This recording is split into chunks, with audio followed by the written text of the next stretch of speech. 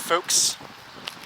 In western New York, at the very westernmost point, minus all the farms down in the southwest, there lies a fun city named Niagara Falls.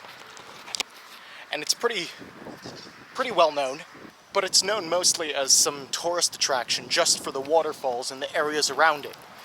But there's something I'd like to start the video off with. There used to be a man by the name of Isaiah, and he prophesied that the second coming would happen here at Niagara Falls. So he built this magnificent work of art on a house, and so ornate with all these decorations. He wanted to tell the world, about how the second coming of Jesus Christ would come right here at this place. That was prophesied to happen around 6-7 years ago. It didn't happen, but still, Prophet Isaiah's second coming house remains a great work of art for people in Niagara Falls, New York, to see.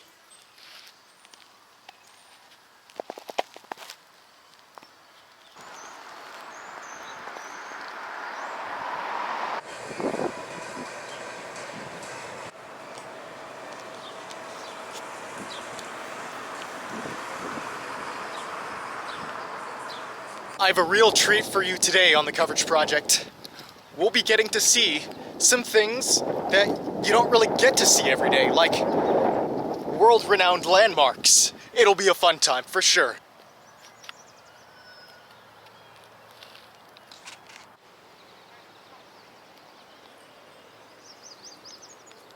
Now, do you see those high-rise buildings up there?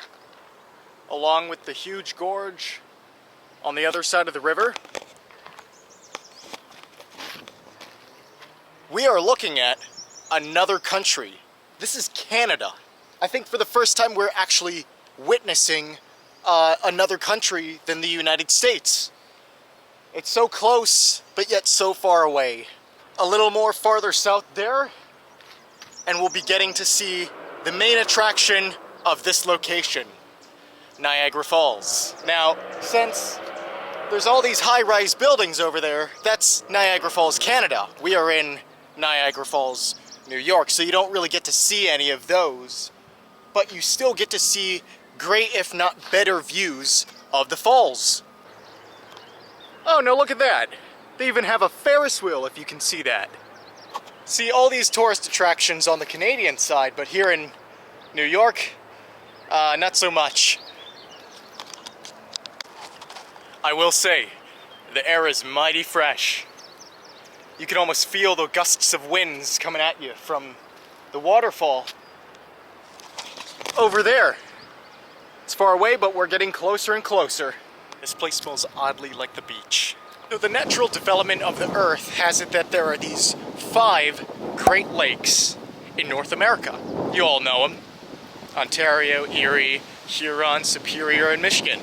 And 2 of these lakes are important to Niagara Falls. Lake Erie has the water that eventually goes into Ontario, Lake Ontario. But in order to get that water to Lake Ontario, there's a big elevation change. And as it goes and narrows and funnels into the very short Niagara River, there's this big steep drop. Hence, you have the series of waterfalls collectively known as Niagara Falls.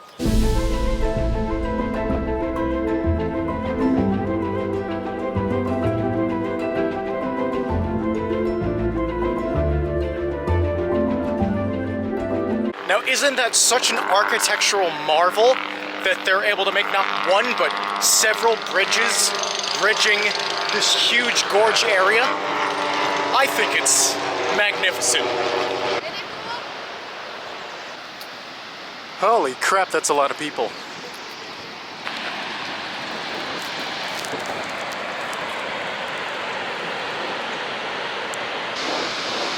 Now that little cruise boat looking thing over there, that's called the Maid of the Mist.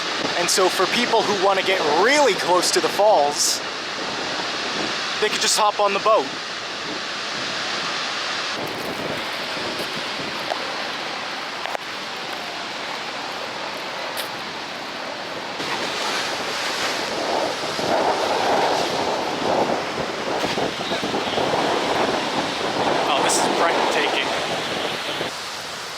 of being here right now is that it's not so crowded, because usually there'd be international tourists. But obviously that's not happening now.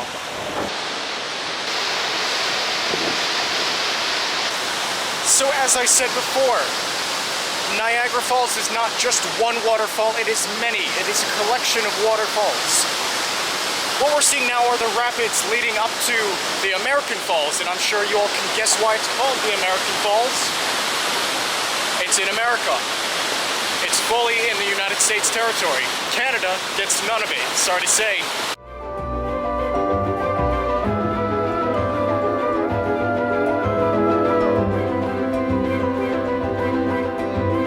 We're hopping over the river, the Niagara River, to see another set of waterfalls.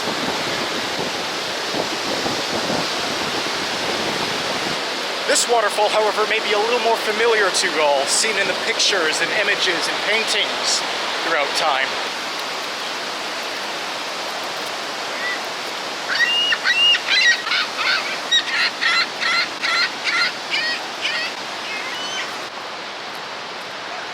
Welcome to Goat Island.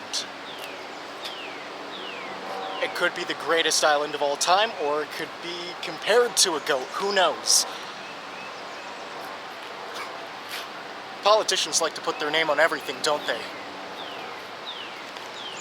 Alright, let's see more of Niagara Falls.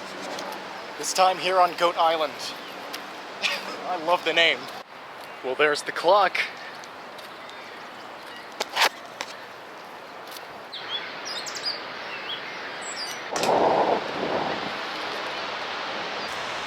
Alright, welcome to Horseshoe Falls.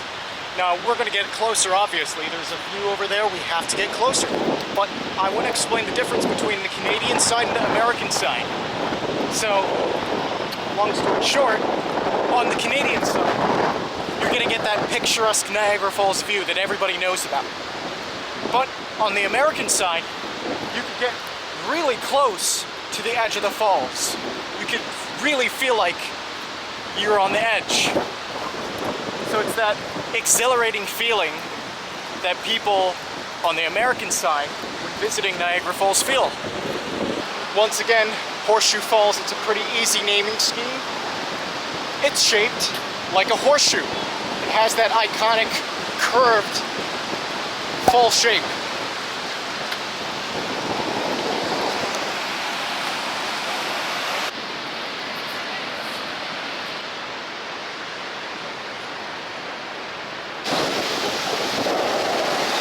Yeah, we are really close.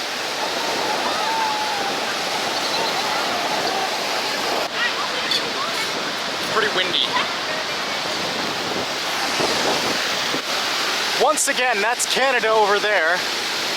And looks like the falls are shared by both America and Canada.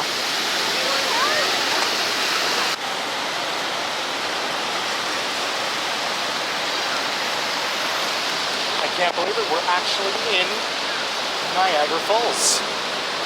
This is like one of those world famous places and we're here. It looks like more people are coming in than are going out. So, it seems like we've just made the rush. Glad I was able to take the footage before it was a little too difficult to. But yeah, this is stellar. Look at this. Unbelievable. There's really no other place that would be better than Horseshoe Falls to end the video. I mean, Niagara Falls in Canada, now that would be worth a visit to go to the downtown area, but Niagara Falls, New York isn't really worth going into the downtown. There's really nothing there. You wouldn't be missing out. So, yeah, we're gonna end the video off here, right in front of these beautiful, immaculate waterfalls. So yeah, standing in front of a misty day. I'm glad it's pretty misty around here because it's a hot day. So walking right in front of the beautiful Niagara Falls in New York, not Canada. More travels to come. I will see you at the next location.